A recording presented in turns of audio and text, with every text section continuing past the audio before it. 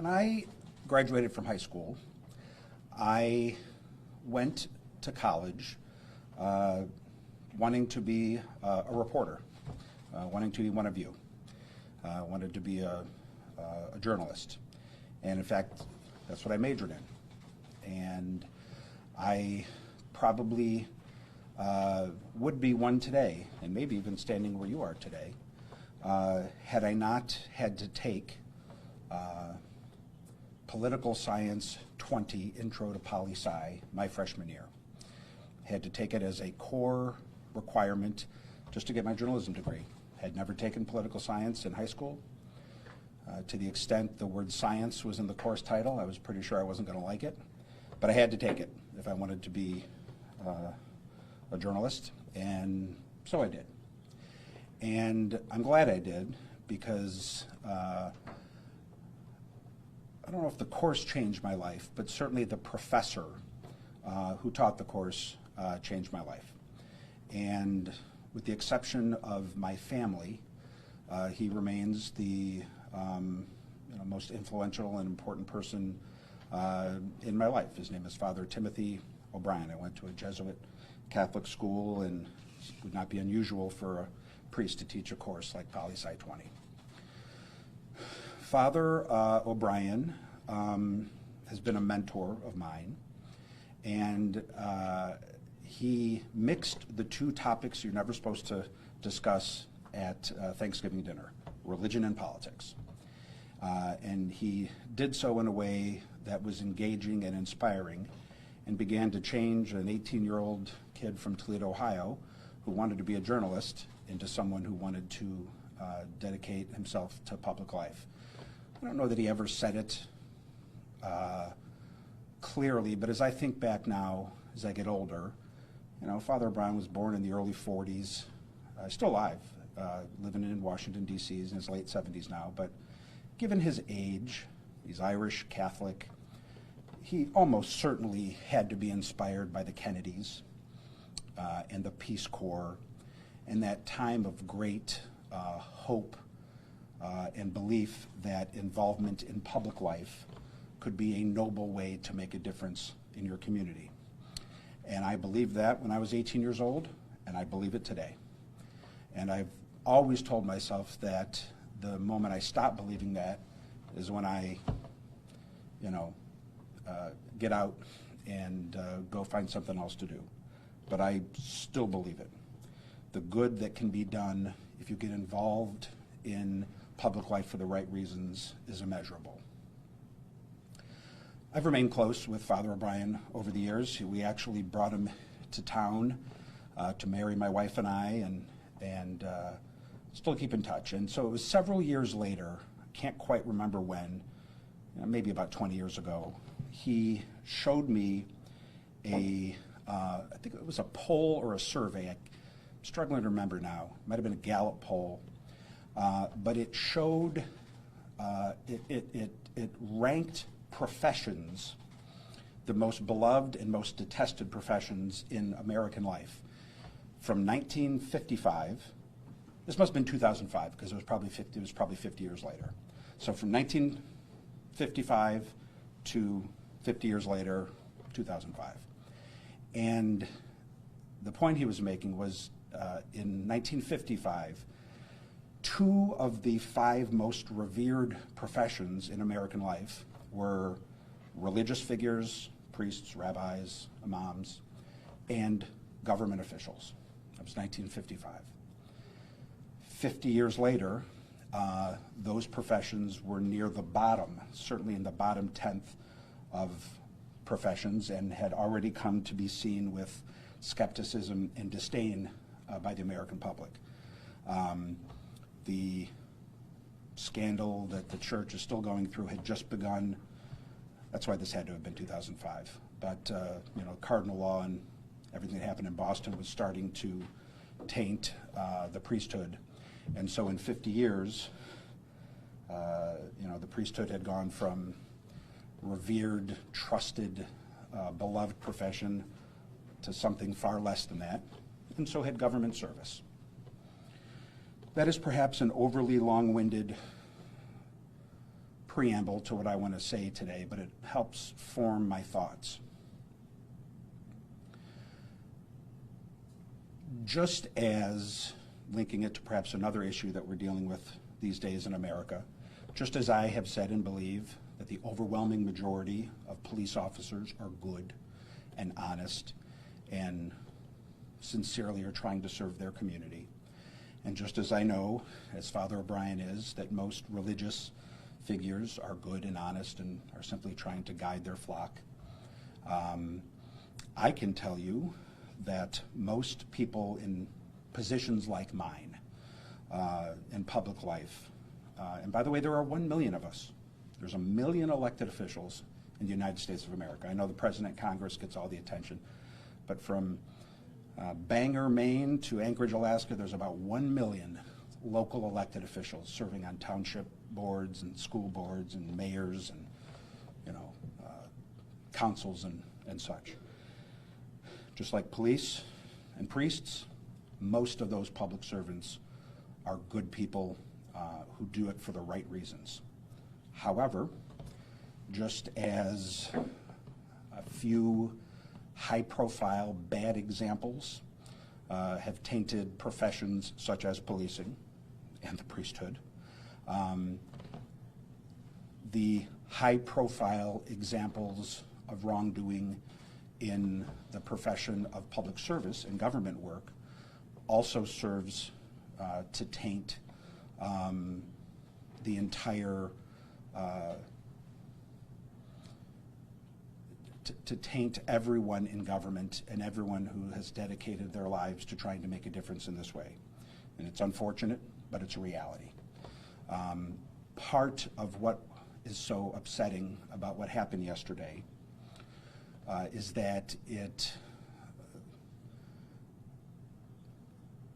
allows people to think that everyone in public life, that every government official is engaged in inappropriate behavior, and that's absolutely not the case. It is because of this and a number of other things and conversations that I participated in over the last 24 hours or so that I am joining a growing list of community leaders in Toledo and calling on the 4 members of City Council who were arrested yesterday to resign from City Council. The chairman of the local Democratic Party has called on them to resign. The chairman of the local Republican Party has called on them to resign. Within the last half hour or so, I believe that the president of Toledo City Council, in consultation with the other 7 members of council, has called on their colleagues to resign. There is a consensus building that for the good of the city and for the good of the work that still must be done on behalf of the public, that these 4 members of council should resign, and I'm calling on them to do so. All we have is trust. Certainly in my line of work, government relies on trust. Government relies on the consent of the governed. And when there has been a breach of public trust, and when the consent of the governed is gone, then good government can't happen. It's just that simple. What I am saying and what I believe is not a legal indictment. It has nothing to do with the law. It has nothing to do with my belief that these 4 individuals, like every person in this country accused of a crime, has a right to due process, has a right to a defense, and that is absolutely the case. And I know that these 4 individuals do too. And I look forward to them defending themselves and pursuing justice through the system as they are entitled to do. And I think all Toledoans and all Americans believe that they have a right to do that. That's a legal process that involves the law, that involves convictions, innocence, and issues pertaining to the law. I don't know how else to say it. That's different than what happens with government. Good government can't happen if there's been a breach of trust, and if the public can no longer believe that the decisions that are being made are being made for the right reasons. And so that is why there is no consistency. No, I'm sorry, that's why there is no inconsistency in my contention that these individuals are innocent until proven guilty. They're entitled to a trial, and they're entitled to make a defense. That is not inconsistent at all with my belief that they should resign from Toledo City Council. It's two separate questions. In government and on Toledo City Council,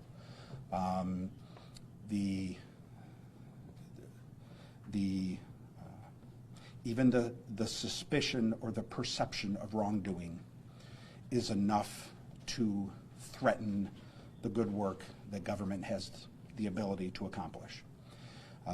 And that is what I believe. It is also what more and more people in this community believe, including the chairs of both political parties, including, and I haven't read the whole statement, but apparently the majority of City Council. And so I wanted to add my voice to that chorus and encourage these four individuals to resign from City Council. Not because they have been convicted of a crime, not because they aren't entitled to a defense, not because they're guilty of anything yet, and maybe they never will be, frankly, but that doesn't matter. What we're talking about here is the public trust. What we're talking about here is the buy-in and the belief from our citizens that the decisions that are made here are fair and honest. And that just cannot happen with these four members on City Council. That's my belief and my opinion. I say this with no joy in my heart. This is a sad time for Toledo. It's been a sad year for Toledo, beginning with the coronavirus and the economic fallout from it and the budget collapse associated with it, to the protests on the streets and the need for police reform. This event yesterday is another chapter in a tough year. But if we are steady and thoughtful and serious about our work, whatever our work may be, in my case it is the work of government, we will get through these challenges and be better for it. That's what I believed when I was a freshman in high school in Father O'Brien's class, and I still believe it today, and frankly, I am fortified in that belief given everything that's happened in the last 2 days in this city. So that's all I have to announce here today. I don't know if there's any questions anyone has. I know there's been members of the media have been anxious to talk to me. I issued this statement, but I know that they want more comment, so I'm prepared to answer questions. I know there's so many what-ifs on this, depending on what happens, but some of these votes were swayed on council, allegedly, based on some of these payments. Does anything happen to those decisions, or do you go back and review them? You know what, I'm not a lawyer, as I think you know. I don't know the answer to that question. I wouldn't think so, but I don't know. I just don't know. I know that there's certainly a cloud of doubt over those votes and perhaps others. What I'm more worried about is the cloud of doubt that would continue to rest over city government if these members continue to serve. I truly and genuinely don't know the answer to that question, but I'm more concerned about the future credibility of our city government, and that's why I believe that these members should resign. Do you believe that any of these bribes or any of these alleged dollar amounts that were taken extend past these four council members?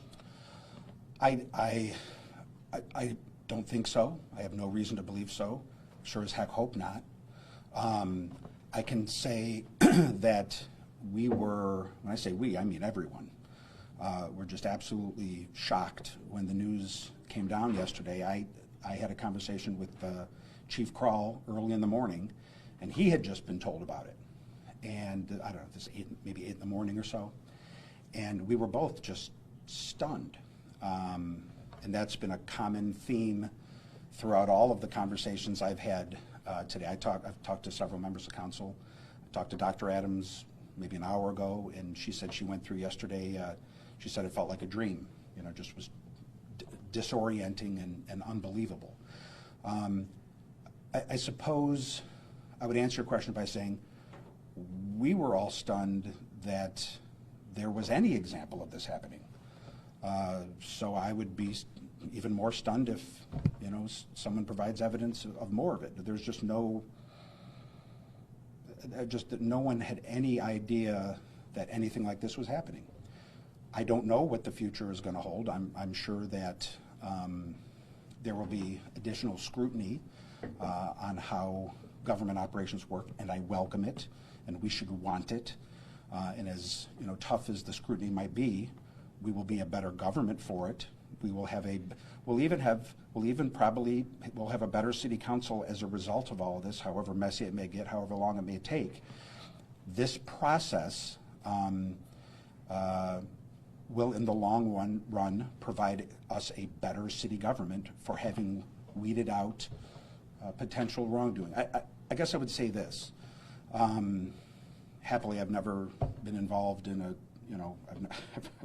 never had to deal with the FBI in my life, and I certainly hope that continues, and was not involved in this. Was never, I mean, I'm rarely this inarticulate. I'm just trying to convey how stunned I was when I heard about it in the morning. So I don't quite know, how the FBI does its work, but I know this, sort of recreating the pieces after the fact. It sounds like they've been working on this for about 7 years. I mean, reading those court documents, it looks like going back to 2013, they began to, study things that concerned them, and they began building their case and expanding their research. And while this is just my sense as a novice or an amateur, I mean, someone who's not in law enforcement, everything that I've been able to gather leads me to believe that they spent the time, a truly incredible amount of time, 7 years, building this case, and when they present it, as they did yesterday, that could be, none of us know for sure, but that could be an indication that they have found whatever wrongdoing there is to find in this town. I hope they keep looking. I want others. I hope there is scrutiny on all of the involvement of public officials in this building. But everything, looking, unfortunately, Toledo isn't the only city where something like this has happened. Something very similar is still going on in Cincinnati right now, Cincinnati City Council. I think Dayton City Council, maybe about a year ago, went through something very similar. Cleveland has obviously had its challenges over the years. In almost all of these cases, the FBI does its work, and when they do it well, and they're quiet about it, and they're serious. But when they get to the point where they are releasing their findings, that in some ways, I don't want to say it's an admission, but in some ways it's an indication that we've studied this, this is what we got.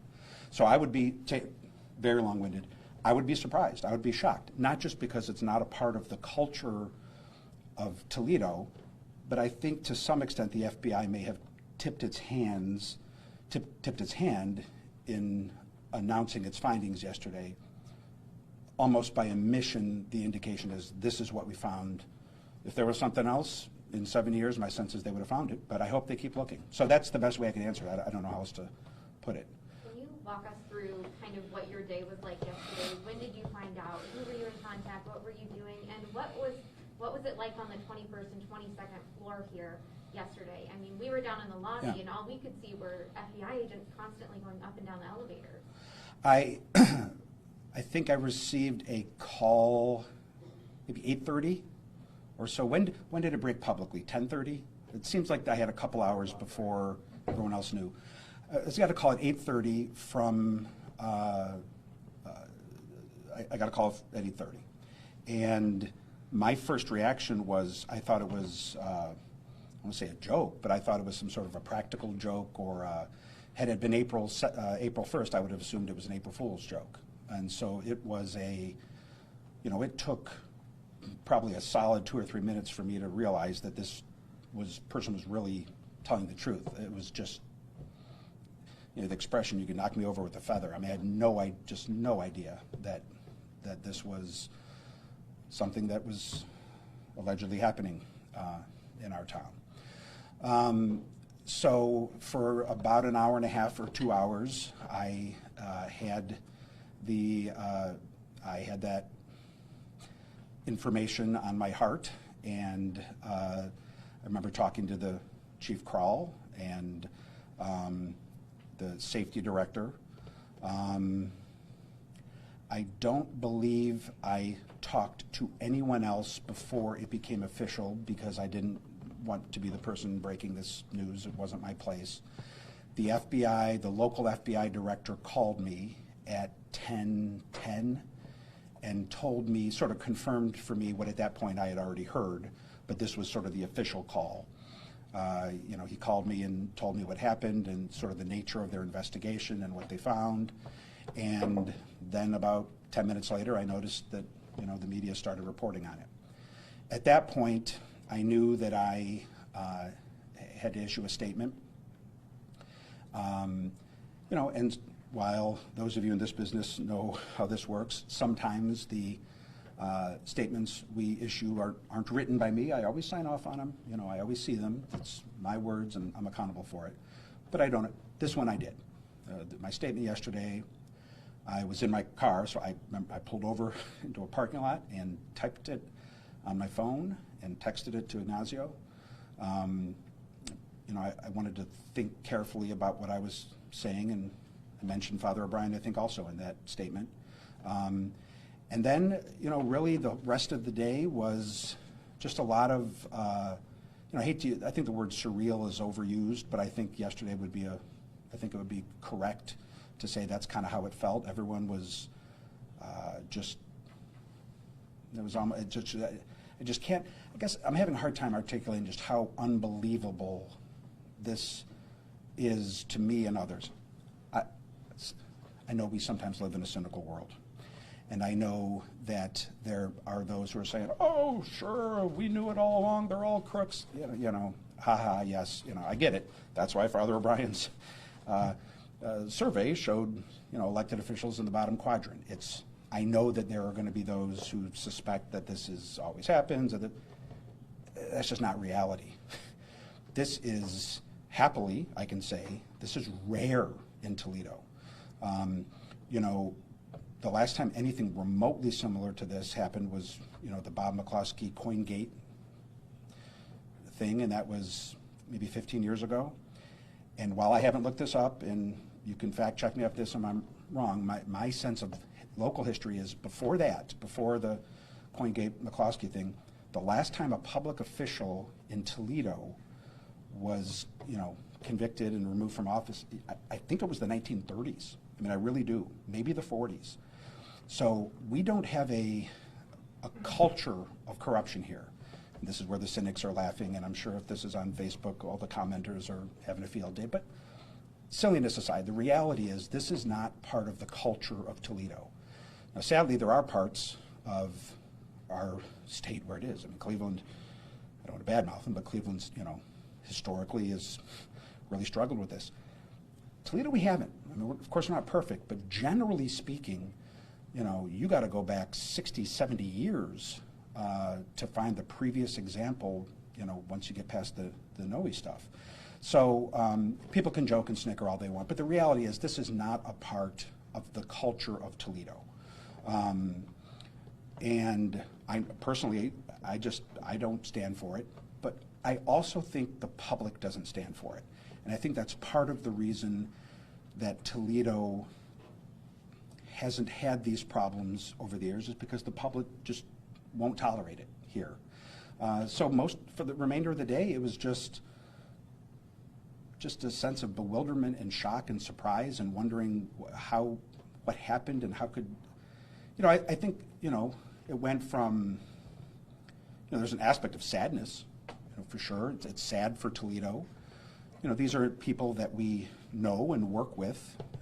Some of us are closer than others, and some have deeper friendships than others, but these are human beings that we have come to know and work. So there's a sadness for the city, certainly. This is terrible for the city.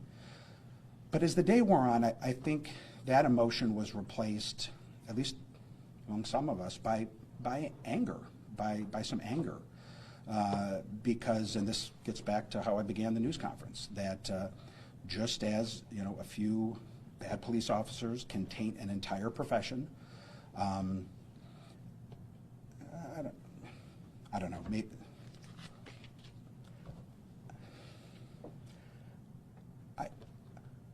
I am in this line of work. In some ways, I am mayor today because of the belief that you can make a difference in elected life if you get involved for the right reasons. Father O'Brien, I believe that. I still believe it. People can roll their eyes all they want. I believe if you get involved in this profession for the right reasons, you have the ability to help people.